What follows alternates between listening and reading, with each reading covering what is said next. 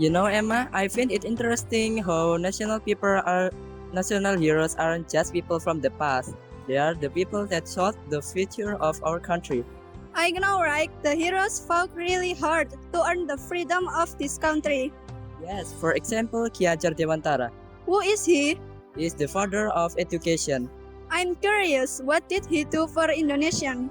He established Sekolah Taman Siswa, I heard he has a motto. How does it sound?